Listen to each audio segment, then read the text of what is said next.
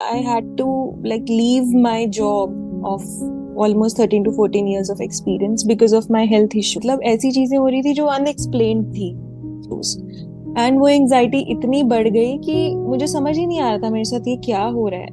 I am an engineer by profession. I have almost 13 to 14 years of experience। मुझे anxiety का issue था शुरू से ही। एंड अभी तक लाइफ में चला रही थी किसी तरह से, क्योंकि 12 घंटे का ऑफिस का काम था। ठीक है, बहुत ज्यादा काम था ऑफिस में, वो मुझे एंजाइटी देता था जो ज्यादा लोगों को शायद नहीं देगा, बट मुझे देता था। मतलब जो बाकी लोग नॉर्मली शायद जिस कंडीशन में वर्क करेंगे मैं नहीं कर पाती थी।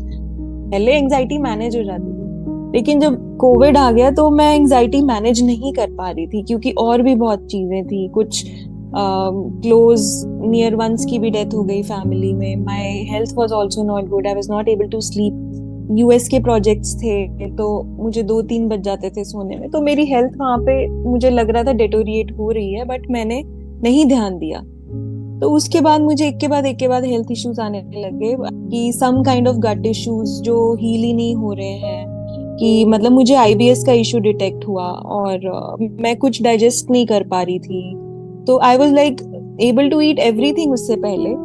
लेकिन जब मुझे आईबीएस हुआ तो मुझे समझ ही नहीं आया कि, क्योंकि बड़ी अजीब सी चीज है ना, आपको स्टमक इन्फेक्शन है, फिर भी आपको कुछ डाइजेस्ट नहीं हो रहा। आप जैसे ही कुछ खाते हो आप वॉशरूम चले जाते हो। कहाँ मैं 2-2 परांठे खा जाती थी सुबह अच्छे से, सब कुछ I was able to digest properly. और एकदम से मैं कुछ नहीं खा पा रही हूँ। थोड़ा सा पानी से भी मुझे तकलीफ हो रही है। डॉक्टर्स कह रहे हैं आपके स्टमक में कुछ नहीं है, नो वन एबल टू।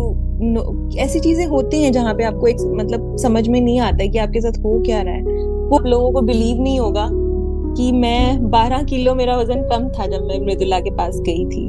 ठीक है, एंड एंजाइटी तो थी क्योंकि जो चीजें ट्रीट ही नहीं हो सकती वो चीज आपको हो रही है। आई मुझे नहीं पता लोगों को यहाँ आईबीएस पता है या नहीं, but it is a condition of your stomach which is related to mostly your mind.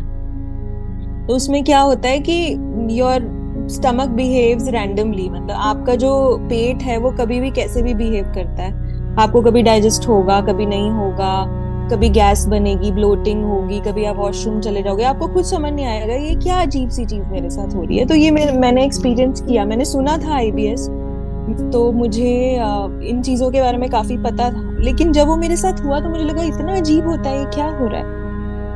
तो फाइनली एक के बाद एक मेरी प्रॉब्लम्स बढ़ रही थी। एक डॉक्टर ने तो मुझे बोला you just go to a psychiatrist because your problems are psychosomatic. क्योंकि उनका कोई सोल्यूशन ही नहीं मिलता था, और क्यों हो रहा है किसी को पता नहीं चलता था। और टू माई हेल्थ की मुझे सुसाइडल थॉट्स आने लग गए थे, कि मतलब मुझे होप ही नहीं दिखता था। मुझे लगता था कि मेरा पेट ठीक ही नहीं होगा, मैं कभी कुछ खा पाऊंगी क्या। आप लोग शायद यकीन नहीं करोगे कि मैं इतनी एंजाइटी और डिप्रेशन में थी कि मेरे लिए बेड से निकलना और ब्रश करना, मतलब मुझे लगता था कि ये बहुत बड़ा काम है। मतलब ब्रश करना, नहाना, मुझे ऐसा लगता था कि मतलब पता नहीं मैंने दिन में क्या अचीव कर लिया। जितना हो सके मैं एंटी एंजाइटी टैबलेट्स पे नहीं गई। मैंने एक्सरसाइज की, सब कुछ करने की कोशिश की, बट अल्टीमेटली मेरी health was not coming back. उसके बाद finally where I met Mridula and I सच्ची में, मतलब इंग्लिश में कहेंगे तो I not left any stone unturned. मतलब कहीं कोई ऐसा पापड़ नहीं है जो मैंने नहीं बेला होगा। जो मेरी कंडीशन हुई है, तो एक्सट्रीम जब मैं एंजाइटी डिप्रेशन में चली गई तो मैंने साइकेट्रिक हेल्प भी ली, और साथ साथ मुझे मृदुला मिली, साथ साथ मुझे सुदर्शन क्रिया भी पता चली क्या होती है। तो सुदर्शन क्रिया मतलब आर्ट ऑफ लिविंग की तो मैं ग्रेटफुल हूँ, बिकॉज आप मुझे वहीं मिले हो मृदुला। एंड समहाउ मैं ऐसी स्टेट में थी कि जो मेरी आर्ट ऑफ लिविंग टीचर थी वो भी मुझसे कनेक्ट नहीं कर पा रही थी। मतलब उनको लगता था कि otherwise I am a very jolly and person, बहुत सारी बातें करती हूँ, लेकिन मैं वहां पे बिल्कुल बात नहीं करती थी। पता नहीं मृदुला को आपको देख के मृदुला मुझे क्या हुआ, I just came and talk to you. I don't know what came inside me.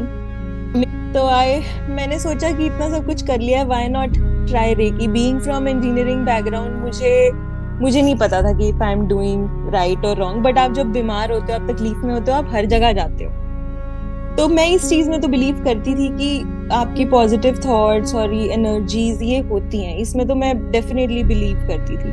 तो मैं मृदुला के पास गई, तो आधी तो मैं उनसे मिलके ही ठीक हो जाती थी।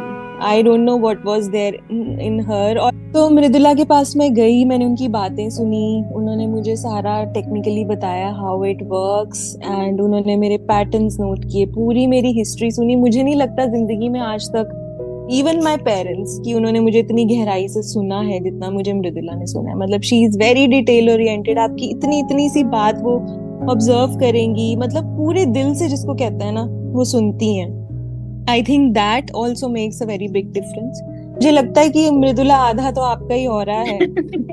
आप ऐसे बात करते हो कि वो कहते हैं ना कि डॉक्टर भी कई बार ऐसा मिल जाता है कि आपसे ऐसे बात करते हैं, आधी तकलीफ आपकी दूर हो जाती है। वो यही एनर्जी है ना उस इंसान की, कि हम थोड़ा रिलैक्स होके घर आते हैं। कई डॉक्टर होते हैं वो आपको डरा के भेज देते हैं। मैंने तो कभी डेप्थ में जाने की कोशिश नहीं की कि रेकी क्या है, but I I just surrendered.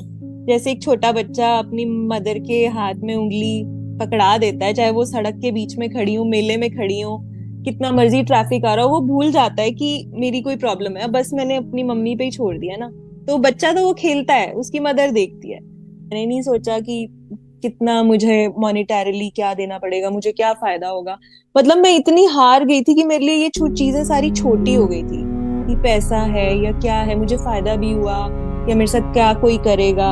जब आपकी जिंदगी में तकलीफ आती है ना, तो ये सारी चीजें ध्यान नहीं आती। तब आप यही देखते हो कि आपसे कौन प्यार से बात कर रहा है, कौन आपको हेल्प कर सकता है, कौन आपका दुख सुन लेगा। और कोई चीज ख्याल में नहीं आएगी। अगर अगर आज अर्थक्वेक आ रहा होगा, तो अचानक से मैं घर घर से भागूंगी, सबसे पहले अपनी जान बचाऊंगी। अब जिन लोगों से मैं प्यार करती हूँ उनको लेके जाऊंगी। मैं ये तो नहीं ढूंढूंगी ना कि मेरी ज्वेलरी कहाँ है, मेरे पैसे कहाँ हैं। राइट, वही सेम चीज है कि आप बिल्कुल खुले दिल से जाओ उनके पास।